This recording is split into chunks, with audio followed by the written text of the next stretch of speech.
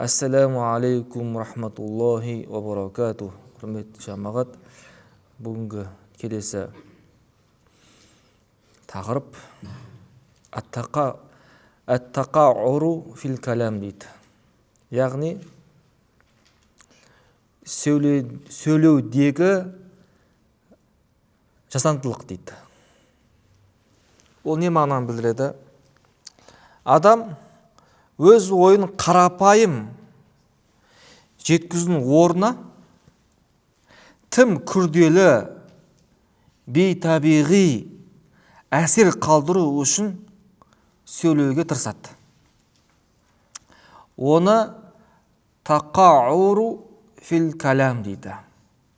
Яғни жасанды сөйлеу. Түсінікті ме? Бұл қай уақытта кемшілік болып сипат саналады. Мысалы, біреулер өздерін ақтау үшін, немесе адамдардың алдында өзінің шешендігін білдірту үшін, мақтану үшін, жағымпаздану үшін осы сөздерді пайдаланса, бұл шариғатымызда тыйым салынған нәрсе екен. Тыйым салынған нәрсе. Түсінікті қой, бір кісілер бар енді, өзі діндар емес. Дінді ұстанбайды.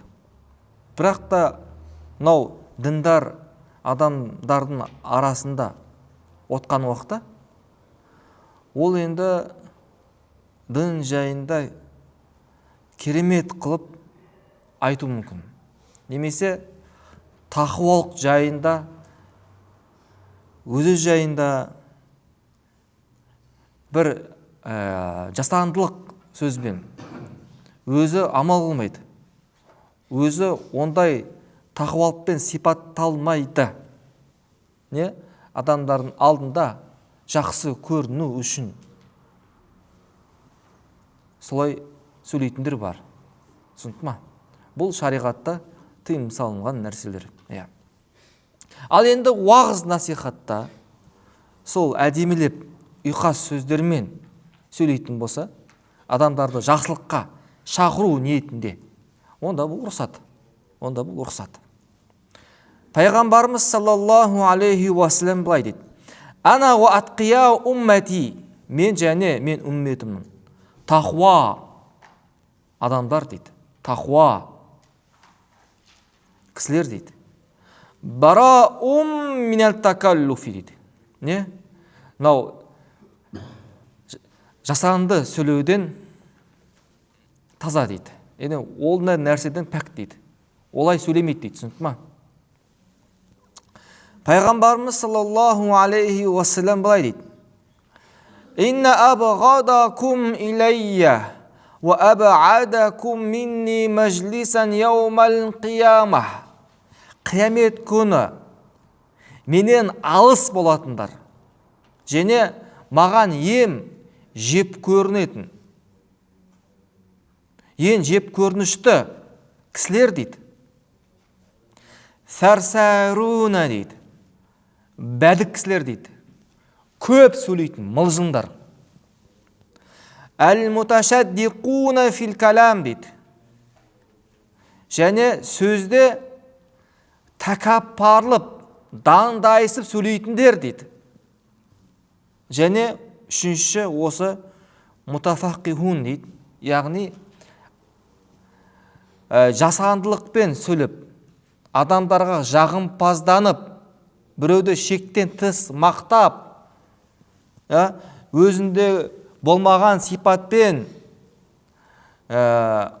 тақуа көрсетіп, сондай адамдар дейді, қиямет күні дейді, менен алыс болады дейді. Мен оларды жеп көрем дейді. Түсінікті ме? Фатима радиаллаху анхадан жететін хадисте былай дейді. Пайғамбарымыз саллаллаху алейхи ва саллям Шарара уммати аллазина гузу бин наим дейді. Дүниенің тіршілігіне батқандар дейді. Дүниенің тіршілігіне, дүниенің рахатына, нәпсіге ұнайтын нәрселеріне қызығына батқандар үмметім ішінде ең жамандары дейді. Олар кулуна алвана таам дейді. Түрлі тағамдар жейді дейді. Түрлі тағамдарды. Олар тағамды одан күш қуат алып, құлшылық жасау үшін жемейді. Бәлкім рахат алу үшін, жай ғана рахат алу үшін. Ваялбасуна алвана сияб, және не? Түрлі киімдерді киеді. Адамдардың алдында мақтану үшін. Ваяташаддақуна фил калам, және не? Осы сөзде жасанды қылып, адамдардың алдында солай сөйлейді дейді, түсінді ма? Субханалла. Шын кейде бір кісілерді байқайсың, сөйлеген сөздері, дін жайында сөйлеген сөздерін таң қыласың ше. Мынау кісі діндар деп ойлайсың да, жақсы ойлайсың ғой енді. Кейіннен жақын аралассаң, діннен д әрбі жоқ қой. Түсінді ма? Ұзақ та. Ұзақ. Мүлдем дінге жақын кісі емес. Намазда оқымайды. Түсінді ма? Бірақ сондай намазхандардың ортасында отырған уақытта не? Әдемі сөйлейді. Немесе байлардың қасында отырған уақытта оларды мақтап, жасанды сөздермен олардың бағаны дүниесін дәметеді. Немесе өз-өзін ақтайды. Өз-өзін ақтаған уақытта өзі қателесу мүмкін. Соншалықты ақтайды, кісі өзі залым болуы мүмкін. Бірақ өзінің мазлум бейнесіне көрсетеді. Онда сөздер көп. Сонда пайғамбарымыз саллаллаху алейхи ва саллям Әлә хәләка мутааннаттиун дейді. Біліп қойыңдар, жасанды сөйлейтіндер дейді. Сондай. Олар хәләк болды. Хәләк болды деген мағынасы құрдымға кетті дейді. Түсінді ма?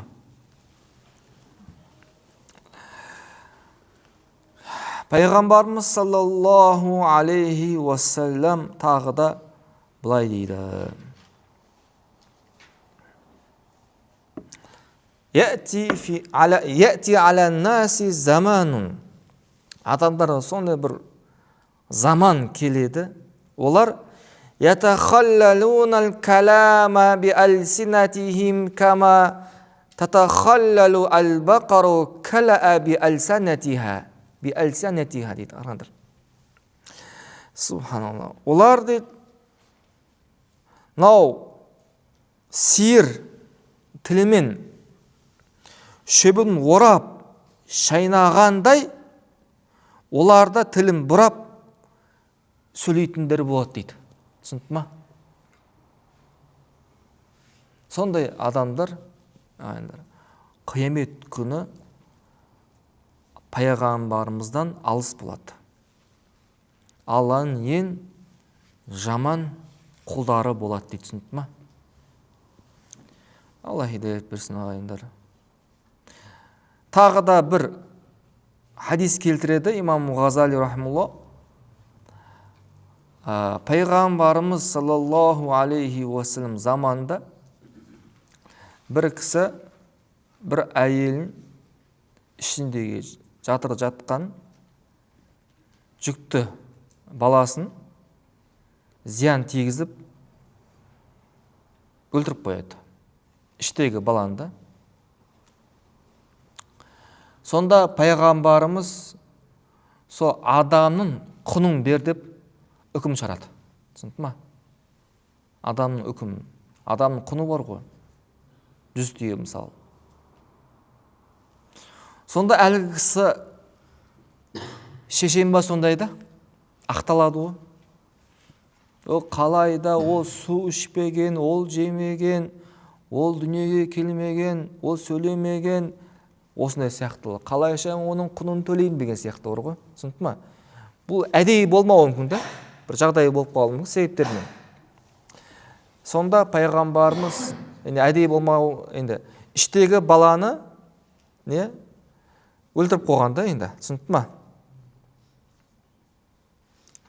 Пайғамбарымыз саллаллаху алейхи уассалам былай дейді: әлгі осылай ақталып жатқан кісіні жақтырмай былай айтады: сен дейді, мынау араби дейді ғой, әлген шөл арабы, мынау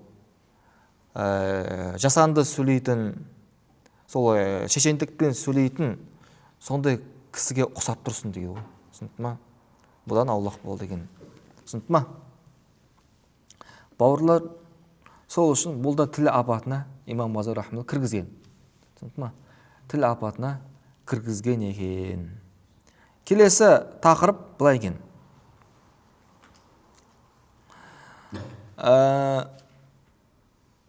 фухш дейді. Әл-фухш уәссәббу дейді. Боқтау, сөгу, біреуді айыптау, әдепсіз сөздерді сөйлеу. Түсінді ма? Әлбетте бұл шариғатымызда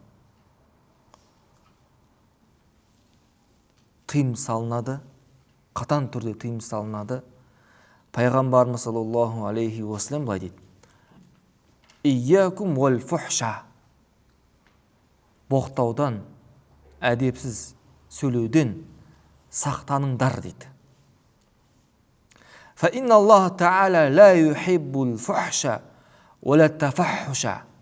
Алла Тағала мынау боқтап сөйлейтіндерді, әдепсіз адамдарды жақсы көрмейді дейді. Жақсы көрмейді. Тіпті пайғамбарымыз саллаллаху алейхи уассалам мынау Бәдір шайқасында мүшриктер өлтіріледі ғой. Сол Абу Жахил секілді, түсінді ма? Оларды өлген адамдарды мүшрик болса да сөгуден қайтарған. Былай айтады: Ла тасуббу хаулаи. Яғни мүшриктерді Бәдір шайқасында өлтірілген мүшриктерді сөкпеңдер дейді. Өйткені сендер сөккен нәрселерін оларға жетпейді дейді. Болды. Алланың азабын алды ғой. Бірақ та тірілерге зиян келтіреді дейді. Тірілерге. Балдар бар ғой. Түсінді ма? Олар естісе, керісінше исламға дегені жүрегі алыстау бастайды. Кек пайда бола бастайды, түсінді ма? Сол үшін оларды сөкпеңдер дейді. Пайғамбарымыз саллаллаху алейхи уассалам былай дейді: Мұъмин кісі лайса мұъмину бит-та'ани валал-ла'ани валал-фахиши валал-бади дейді. Мұсылман кісі біреуді айыптамайды, біреуге Алланың лағнеті болсын деп лағнет айтпайды біреуге, және әдепсіз боғауыз сөздерді айтпайды дейді. Түсінді ма? Ондай кісі, боқтайтын кісі мұсылман болмайды дейді ағайындар. Яғни қатаң түрде тыйым салынып жатыр ғой. Қатаң түрде. Тағы бір хадисте былай дейді пайғамбарымыз саллаллаху алейхи уассалам: Әл-джаннату харамун аля кулли фахишин ан ядухулуха. Әрбір боғауыз сөз сөйлейтін, әдепсіз сөйлейтін кісіге жәннат харам болады дейді оған. Жәннат оған харам болады дейді. Түсінді ма? Алла хидаят берсін ағайындар. Енді бұл мағынасы не? Осыны түсіндірейікші. Әдепсіз сөздер имам Ғазали рахимулла көбінесе мынау әйелдің немесе еркектің жыныс мүшелерін пайдаланып сөйлейді дейді. Дұрыс па? Көбінесе сондай ғой. Әдеп сөздер. Бұғау сөздер не? Сондай. Ер немесе әйелдің не? Жыныс мүшелерін анық, ұялмастан адамдарға байланысты айта береді. Субханалла. Алла хидаят берсін ағайындар. Яғни фухш дегеніміз не? Осындай нәрселерді ашық, анық айтатын болса, бұл әдепсізге жатады. Бұл боғауыз сөзге жатады. Тіпті бір кісілер ол сөзді адамдардың алдында айтуға ұят. Ұяласында. Көпшілік адам ол сөзді естісе ұялады. Бірақ оны ұялмастан ашық, анық айтатын болса, ешкімге бір қаратып айтпайды. Түсінді ма? Жай ғана ол сөзді қолданды адамдардың алдында. Не? Адамдар сол сөзді еститін болса, одан жиіркенеді. Түсінді ма? Одан не? Ұялады, қысылады. Осындай сөздермен сөйлеу не? Бұл да әдепсіздікке, боқтау сөзге кіреді дейді. Түсінді ма?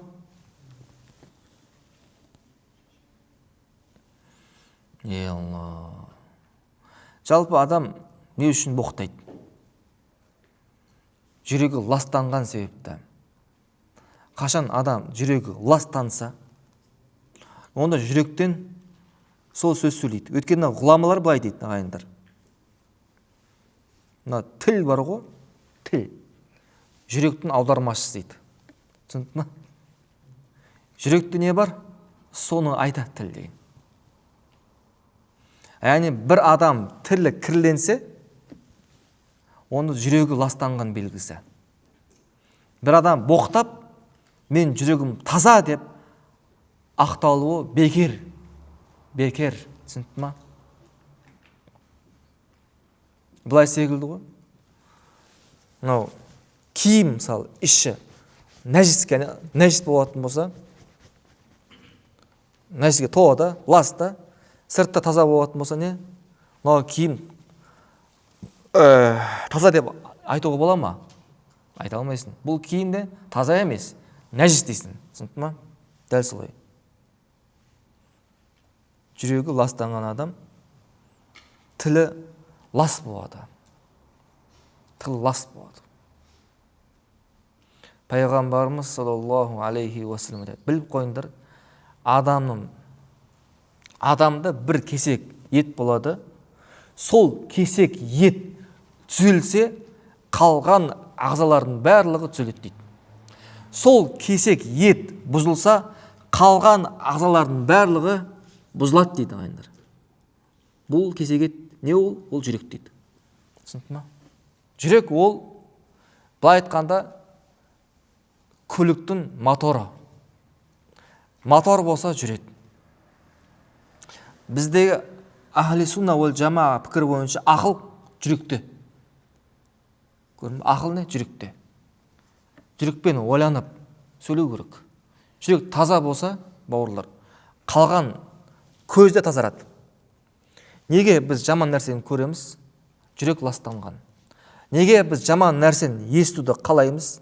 Біреудің әңгімесі қызық. Біреу нормальный әңгіме айтса, оны не істейміз? Тағы да сұраймыз ше. Тағы да қозғаймыз, былай айтқанда ше. Қазбалайсың. Айта бер. Тағы не болды деп ше. Өсек керек. Өсекшілер негізі одан рахат алады. Нәпсінің үлесі деген бар ғой, ол жалған рахат. Ол рахат тозақтағы отты, тозақтағы азапты не арттырады. Түсінді ма? Одан рахат алатындар бар. Негізінде айтайын ағайындар. Әйелдер бар ғой. Көбінесе еркектер, әйелдер қазір бір Алла хидаят берсін, өсек айтатын болды ғой енді.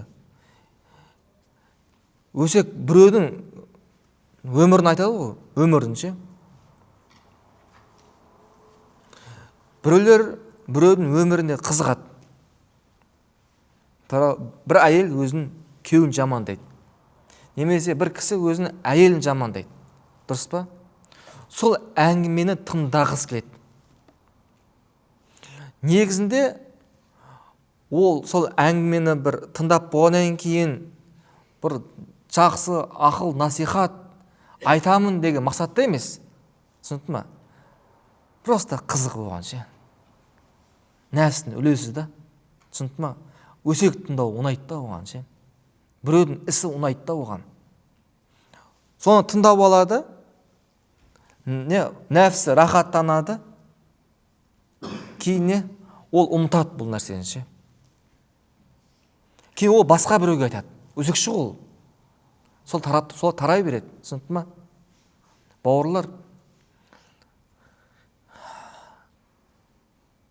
бұл не тағыр, өсек тағыры емес, иншалла оны өтеміз екен. Өсек жайында тіл абады ол да. Боғауыз нәрсе. Ғұламалар айтады, адам қалай өмір сүрсе, солай жан тапсырады дейді. Ғұламалар бұлай дейді, адам не нәрсені көп айтатын болса, сол өлім сәтінде сол нәрсені айтып өледі дейді. Оны біз көргенбіз көзбенше. Біреулер күш қуатын жамандыққа жұмсайды. Сол жамандықтың үстінде өледі. Біреулер әнге қызығады. Ән айтып, сол өлім сәтінде де өлең айтып өлгендер бар. Біреулер Құранға қызығады. Құран оқиды. Алланы еске алады. Алланы еске алып жан тапсырады. Болған оқиға айтайын сіздерге. Ғұламаларымыз айтады. Үлкен Шам ғұламаларының бірі. Ұстаздар естіген біздің. Бір кісі қайтыс болған, дүниеден озған. Бірақ жүрегі әлі соғып тұр дейді ғой. Қызық болуы мүмкін сендерге ше. Бірақ өзі қайтыс болып кетті ше. Сонда дәрігерлер айтады, бұл кісі қайтыс болған дейді негізінде, бірақ жүрегі соғып тұр дейді. Қалай дейді, бұл ше түсінбейді. Соның достарына барады, жақындарына барады. Айтады, бұл кісі әрдайым ла илаха илlalloh, ла илаха илlalloh деп айтып жүрген дейді. Әрдайым. Сәл қолы босайма болды. Ла илаха илlalloh, ла илаха илlalloh, ла илаха илlalloh дегенше. Осы сөзбен де жан тапсырған. Жүрегі сол ла илаха илlalloh деп айтып тұр дейді. Айындар. Жүрегі ше. Сонда әлгі оның жақындар айтады. Бұны көбейіңдер. Бұл қайтыс болған негізінде. Жүрегі соғып тұр ғой дейді. Ла илаха илlalloh деп. Зікірмен да. Зікірдің берекеті. Түсінді ма? Алла хидаят берсін ағайындар. Сол үшін боғауызу күнә. Ертең қиямет күні кітап беріледі. Оның ішінде не оқисың? Онки боғауыз оқыса не болады? Онки ш-ш-с.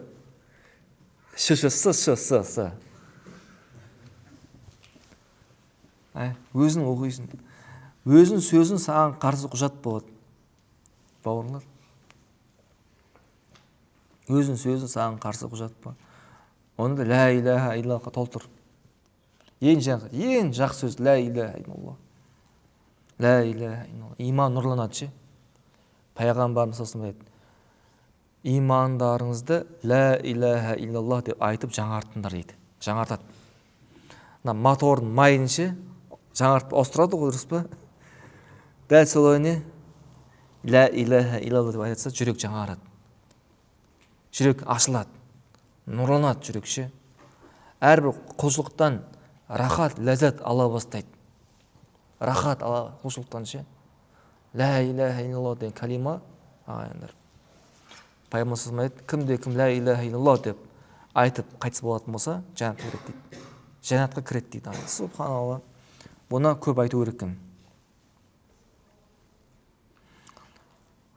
Пайғамбарымыз саллаллаху алейхи уассалам былай дейді: инналлаха ла юхиббул фахиша әл-мутафахиша сайяха фил асвақ. Алла Тағала боғауыз сөйлейтін, әдепсіз сөз сөйлейтін, базарда айқайлап, дауыс айқайлап сөйлейтін, шыңғырып сөйлейтіндер бар ғой, оларды жақсы көрмейді дейді. Түсінді ма? Оларды жақсы көрмейді дейді. Жәбир радиаллаху анхудан жететін хадисте біз пайғамбарымыздың қасында отқан уақытта былай деп хадис айтты дейді: иннал фухша вал таваххуша лайса минал ислами фи шейин. Әдепсіз сөз сөйлеу, боғауыз айту исламға жат нәрсе дейді. Ва инна ахсанин наси исламан ахасинухум ахлақан дейді. Әлбетте исламды ең жақсы ұстанған кісінің белгісі дейді. Не? Мінезі көркем болғандары дейді. Түсінді ма? Мінезі көркем болғандары.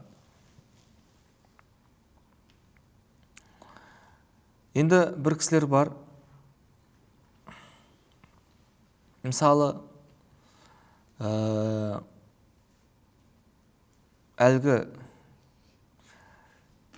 еркектің, әйелдің мүшелерін анық айтатын болса, ол әдепсіздік кіреді деп айтты, дұрыс па? Енді сол сөздерді басқа тұспалдап айту керек дейді. Басқа тұспалдап айту керек дейді. Өйткені Алла Тағала, Аллаху субхану ва тағала бізге әдепті үйрету үшін сол басқа тұспалдап айтқан дейді. Түсінді ма? Мысалы, араб тілінде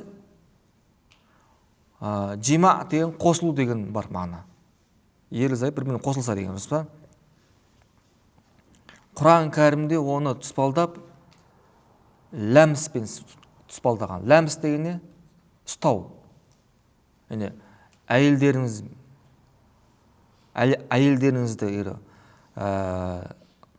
ұстасаңыздар дейді. Түсінді ма? Онда ғұсыл алыңдар дейді. Түсінді ма? Тұспалдап айтқан, көрдің ба? Не үшін? Бізге әдепті үйрету үшін. Түсінді ма? Сахабалар да солай сөйлеген. Сол нәрселерді анық, ашық адамдардың алдында айтатын болса, ол да әдепсіз дейді. Оның орнына сұхбатта болды, немесе бірге болды деген сияқты не айту керек. Бірге болды деп біз айтылады. Мысалы, бірге болды, түсінді ма? Немесе бір бөлмеде болды деген сияқты ше. Жеке қалдық деген сияқты не тұспалдап айту керек дейді. Дәл солай бір сөздер бар, ағайындар. Мысалы, қажетім өтедім деп. Біреулер бар, кәдімгі сөздерді пайдаланады. Оны естісе адамдар күледі, немесе ұялады. Түсінді ма? Біреулер бар, отырдым дейді. Неғылдым дейді. Түсінді ма? Бұлай істеп келдім дейді. Бұлай отырдым дейді. Сондай кісілер бар. Ұялмайды, ұятсыз дейді оларда. Сол үшін фахшта осыған кіреді, түсінді ма? Яғни үлкен дәретке барып келдім, түсінді ма? Кіші дәретке бардым деп айту керек екен. Оны ашық, анық не айтсақ не болады екен? Әдепсіз, фахшқа кіреді дейді. Тіпті ғұламаларымыз былай айтады. Мысалы, біз кейде байқаймыз, біреудің әйелінің атын адамдардың алдында айтады. Ана әсемше дейді. Ана әселше дейді. Ол да не әдепсіздікке кіреді. Біреудің әйелін ортада айтуы болмайды. Әдепсіздікке. Әдепсіз болады. Есімін айтуға болмайды. Бұлай айту керек. Бөлмедегі кісі сені шақырып жатыр. түсіндің ма? Перденің артындағы кісі, немесе Ахметтің анасы, түсіндің ма? Дәл солай бауырлар, әйелдер өз күйеулерін есімі атап тұрып атауға әдепсіз болады. Бұны ғалымдар мәкрух болады деп айтқан. Мәкрух, түсіндің ма? Жағымсыз нәрсе. Берік, серік деген сияқты, түсіндің ма? Отағасы деу керек. Қожайын деп айту керек. Түсіндің ма? Қожайын. Немесе пәленің әкенің баласы, әкенің баласының әкесі деп. Түсіндің ма? Солай айтып үйрету керек, бауырлар. Қандай қараңызды, ислам дініміз қандай бізге әдепті үйретеді, ағайындар, субханалла.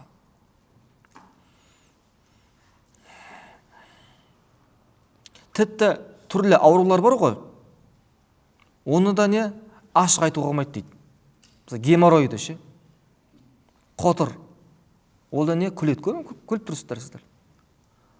Көрме, мен үзірім бар. Түсіндің ма? Ауруым бар деп ше. Деп не істеу керек екен? Адамдардың алдында оны ашық, анық айтуға әдепсіз болады. Ұят болады. Осыны үйрену керек, құрметті жамағат.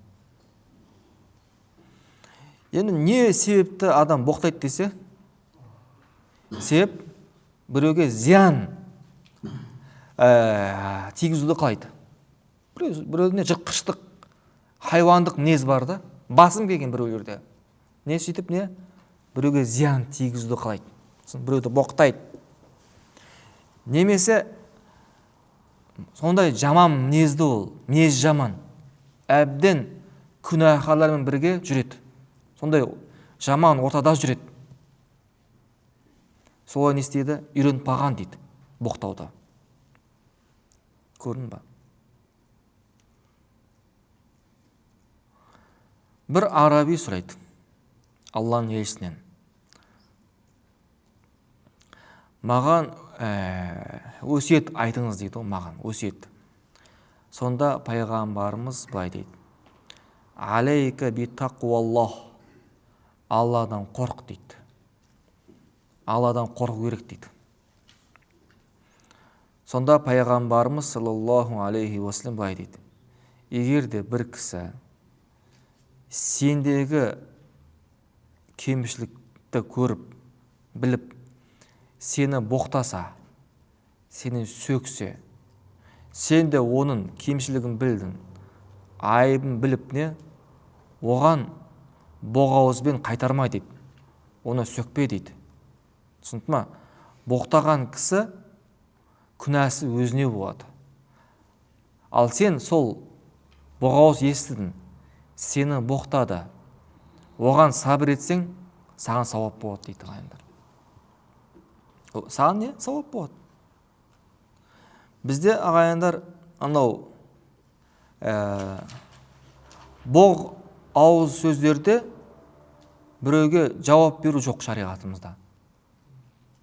Мысалы, ислам үкімдерде бар. Біреудің қолын кессе, ол да оның қолын кеседі, түсінді ма? Енді боқ ауыз сөздерде ондай жоқ. Ол да мен боқтады ғой дейді. Мен де оны боқтайын дейді. Жоқ. Сені біреу боқтаса, сен оны боқтай алмайсың. Түсінді ма? Сені бір сөзбен балағаттаса, сен де дәл сол сөзбен біреуді балағаттай алмайсың. Бәлкім сабыр етесің. Және не істейсің? Мүмкін үлкендерге айтасың. Ақсақалдарға, сол жамандықты қайтаратын кісілерге айтасың. Немесе қазыға айтасың. Немесе сотқа жазасың. Түсінді ма? Болады. Шариғат үкім осындай. Бірақ біреуге не? Оған боғау сөз айтып не?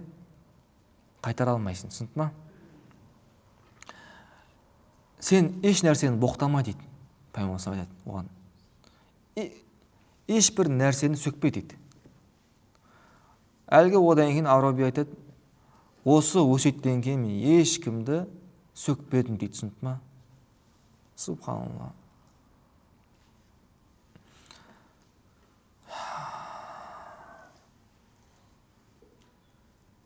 Пайғамбарымыз саллаллаху алейхи уассалам былай дейді: Саббабул муъмин фусуқун. Мұсылманды боқтау, сөгу ол фасықтық дейді. Ва қиталуху куфрун дейді. Оны өлтіру ол кәпірлік дейді. Пайғамбарымыз саллаллаху алейхи уассалам былай дейді: Мал'унун ман сабба валидейхи.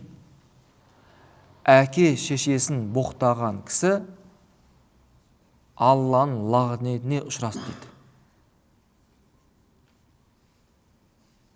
Алланың рахметінен ұзақ болсын дейді. Тағы бір риwayatта Мин акбарил кабаири ан ясубба ар-раджулу валидейхи дейді. Ең үлкен күнәлардан дейді, кісі өзінің әке шешесін боқтағаны дейді. Сонда сахабалар түсінбейді. Алланың елшісі дейді, қалайша кісі өз әкесін сөгеді дейді, тіл тигізеді. Қалайша кісі өзінің туған әке шешесіне тіл тигізеді, қалай боқтайды дейді ғой. Таң қалып жатыр да. Қазір заманда өз әке шешесіне боқтай береді, алыстасын. Өз әке шешесін боқтайды, ұратындар да бар, тіл тигізетіндер бар. Сонда пайғамбарымыз саллаллаху алейхи уассалам былай дейді: Бір кісі ясуббу абар раджули. Бір кісі басқа бір кісінің әкесін сөгеді дейді, әкесін боқтайды дейді. Ол да фаясуббул ахару абаху дейді. Ол да оның әкесін боқтайды дейді. Түсінді ма? Сен біреудің әкесін боқтадың, ол да сенің әкені боқтады. Сенің әкең сөгілуіне, боқтауына кім себеп болды? Сен себеп болдың. Түсінді ма? Солай өз әке шешесін боқтаған болады дейді. Мына сондай кісі Алланың лағнетінен ұшырасын дейді. Алланың лағнетіне ұшырасын дейді. Ең үлкен күнәлардың бірі дейді тағы да. Мұны бауырлар, боғау сөз шариғатта қайтарылған, тыйым салынған, әдепсіз сөздерді айтуға болмайды. Ұятсыз нәрселерді айтуға болмайды, көруге де болмайды. Осылай мұны ислам әдептерін үйренеміз. Субханакаллахумма бихамдика ашһаду ан ла илаха илlalloh, настағфирука ва натубу илейк. Алла разы болсын.